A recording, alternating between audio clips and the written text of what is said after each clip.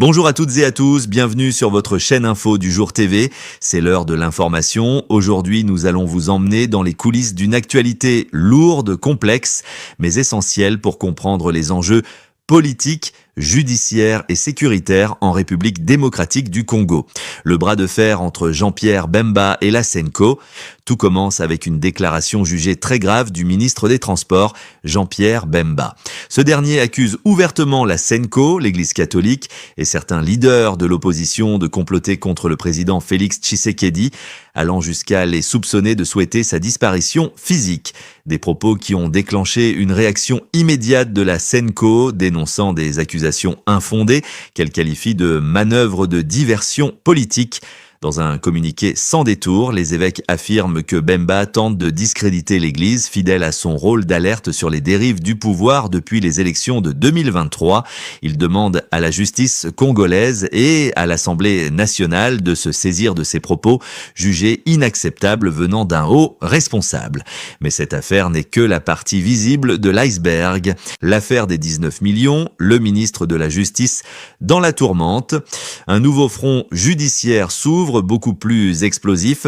Le ministre de la Justice, Constant Mutamba, est accusé de détournement présumé de 19 millions de dollars.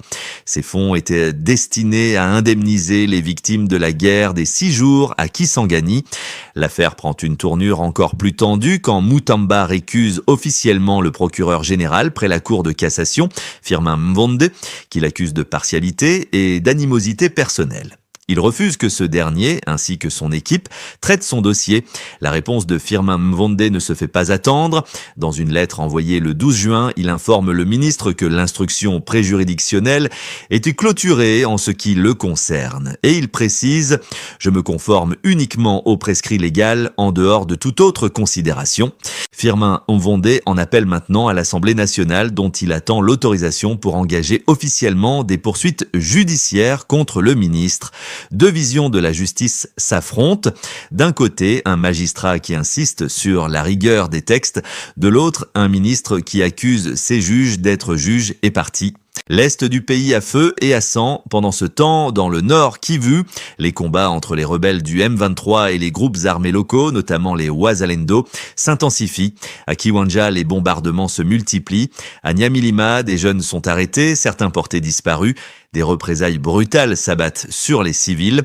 Face à cette situation, la chef de la MONUSCO, Bintou Keïta, s'est rendue à Goma. Elle prévoit même une rencontre avec les représentants du M23 dans une tentative de négociation sur la protection des civils. Une mission extrêmement délicate. L'insécurité gagne aussi l'ouest. Dans le Mai-Ndombi, les miliciens Mobondo ont encore frappé. Leur dernière attaque à Bibonga a coûté la vie à un père de 7 enfants. Les autorités locales appellent à la mobilisation pour les identifier et les mettre hors d'état de nuire. Enfin, la tension monte aussi dans l'espace médiatique. Les autorités ont récemment interdit aux médias publics de couvrir les activités de l'ancien président Joseph Kabila. L'organisation Human Rights Watch tire la sonnette d'alarme. Ces interdictions, selon elle, mettent en danger les libertés fondamentales et risquent de se retourner contre le régime actuel. Conclusion, la République démocratique du Congo traverse une séquence particulièrement agitée. Entre attaques politiques, remous judiciaires, violences armées et atteinte à la liberté d'expression, les équilibres institutionnels sont mis à rude épreuve. La question reste entière. La justice peut-elle encore agir de manière indépendante ? Et qui protège réellement les citoyens dans ce climat de tension généralisée. Merci de nous avoir suivis jusqu'ici. Si ce type de contenu vous parle, n'hésitez pas à vous abonner, liker la vidéo et partager autour de vous. Et surtout, laissez-nous vos réflexions en commentaire. Faut-il croire à une véritable volonté de justice en RDC? Que penser de la récusation du procureur et la réaction de la Senko est-elle justifiée selon vous?